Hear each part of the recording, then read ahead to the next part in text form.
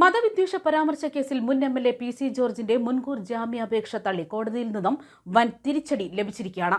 Channel ചർച്ചയ്ക്കിടെ ഇന്ത്യയിലെ മുസ്ലിങ്ങൾ മുഴുവൻ വർഗീയവാദികളാണെന്നും അവർ ഇന്ത്യ വിട്ട് പാകിസ്ഥാനിലേക്ക് പോകണം എന്ന് വിളിച്ചു പറഞ്ഞതാണ് പി സി ജോർജിന് പുലിവാലായത്. ഇതോടെ മതവിദ്വേഷ പ്രസ്താവന നടത്തിയെന്നാരോപിച്ച് ഈരാറ്റുപേട്ട പോലീസ് എടുത്ത കേസിൽ നിന്ന് അറസ്റ്റ് ഭയന്നായിരുന്നു പി സി ജോർജ് മുൻകൂർ ജാമ്യ ഹർജി നൽകിയത്.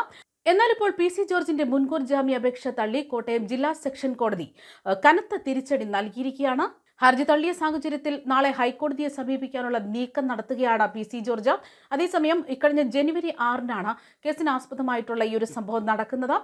അതായത് ചാനൽ ചർച്ചയ്ക്കിടെ ഒരു വിദ്വേഷ പരാമർശം നടത്തുകയായിരുന്നു. ഇതിൽ ഈരാറ്റുപേട്ട പോലീസാണ് പി സി ജോർജിനെതിരെ കേസെടുത്തത്.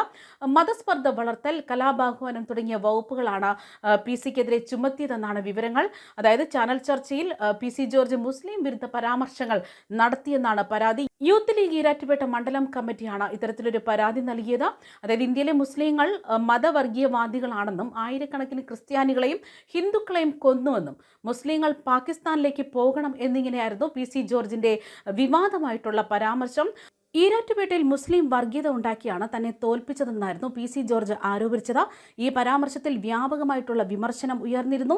ഇതിന് പിന്നാലെയാണ് കേസെടുത്തത്. അതേസമയം പി സി ജോർജ് പ്രസ്താവന പിൻവലിച്ച് മാപ്പ് പറഞ്ഞതാണെന്നും കേസ് രാഷ്ട്രീയ പ്രേരിതമാണെന്നും മകൻ ഷോൺ ജോർജും ആരോപിച്ചിരുന്നു. മാപ്പ് അംഗീകരിക്കാത്ത അതിനെ ഏത് വിധേനയും സജീവ വിഷയമാക്കാൻ ആഗ്രഹിക്കുന്നവരുണ്ട്. നല്ലവരായ രാജ്യത്തെ സ്നേഹിക്കുന്ന ഇസ്ലാം സഹോദരങ്ങളെ എതിരാക്കുക എന്ന വലിയ അജണ്ട ഇത്തരക്കാർക്ക് പിന്നിലുണ്ടെന്നും യഥാർത്ഥത്തിൽ അവരാണ് നാട്ടിൽ മതസ്പർദ്ധ വളർത്തുന്ന പ്രവർത്തനം ചെയ്യുന്നതെന്നുമായിരുന്നു ഷോൺ പറഞ്ഞിരുന്നത്. എന്നാൽ മതസ്പർദ്ധ വളർത്തൽ, കലാപാഹ്വാനം തുടങ്ങിയ വകുപ്പുകൾ ചുമത്തിയാണ് കേസ്. ചാനൽ ചർച്ചയിലെ വിദ്വേഷ പരാമർശത്തിൽ യൂത്ത് ലീഗിന്റെ പരാതിയിലാണ് പോലീസ് കേസെടുത്തത്. പി സി ജോർജിന്റെ പരാമർശത്തിൽ വ്യാപകമായിട്ട് തന്നെ വിമർശനമുയർന്നിരുന്നു. അതേസമയം മുൻപ് പലതവണ പി സി ജോർജിനെതിരെ വിദ്വേഷ പരാമർശങ്ങളുടെ പേരിൽ കേസെടുത്തതായിട്ടുള്ള വിവരങ്ങളും പുറത്തുവരികയാണ്. അതായത് അനന്തപുരി ഹിന്ദു മഹാസമ്മേളനത്തിലെ മതവിദ്വേഷ പ്രസംഗവും പാലാരിവട്ടത്ത് വെണ്ണല ശിവക്ഷേത്ര അധികൃതർ സംഘടിപ്പിച്ച പരിപാടിയിലെ പ്രസംഗവും ഒക്കെ ഇതിന് ഉദാഹരണമാണ്. അതേസമയം ഈ കേസ് രാഷ്ട്രീയ പ്രേരിതം എന്ന് തന്നെയാണ് മകൻ ഷോൺ ജോർജും വിദ്വേഷ പ്രസ്താവനയിൽ പറയുന്നത്. അതായത് പ്രസ്താവന പിൻവലിച്ച് നിരുപാധികം മാപ്പ് പറഞ്ഞതാണ്. എന്നാൽ മാപ്പ് അംഗീകരിക്കാതെ അതിനെ ഏത് വിധേനയും സജീവ വിഷയമായി കൊണ്ടു നടക്കണമെന്ന് ആഗ്രഹിക്കുന്നവരുണ്ട്.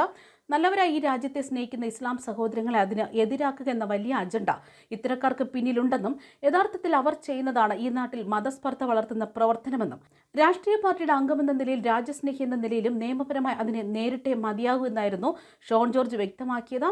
ഇന്ത്യയിലെ മുസ്ലിങ്ങൾ മുഴുവൻ വർഗീയവാദികളാണെന്നും അവർ പാകിസ്ഥാനിലേക്ക് പോകണം എന്നുമായിരുന്നു ജനുവരി 6 നടന്ന ചാനൽ ചർച്ചയിൽ പി സി ജോർജ് പറഞ്ഞത്. ഈരാറ്റുപേട്ടയിൽ മുസ്ലിം വർഗീയത ഉണ്ടാക്കിയാണ് തന്നെ തോൽപ്പിച്ചതെന്നും അദ്ദേഹം ഈ ചർച്ചയിൽ ആരോപിച്ചിരുന്നു. ഇക്കാര്യങ്ങളൊക്കെ ചൂണ്ടിക്കാട്ടി Erattupetta municipal youth league committee ഉൾപ്പെടെ വിവിധ സംഘടനകളാണ് പരാതി നൽകിയത്. ഇതിന് പിന്നാലെയാണ് പോലീസ് കേസെടുത്തതും. തുടർന്ന് മതസ്പർദ്ധ വളർത്തൽ, കലാപാഹ്വാനം തുടങ്ങിയ വകുപ്പുകളാണ് പി സി ജോർജിനെതിരെ ചുമത്തിയിരിക്കുന്നതും. ന്യൂസ് ഡെസ്ക് കർമ്മ ന്യൂസ്.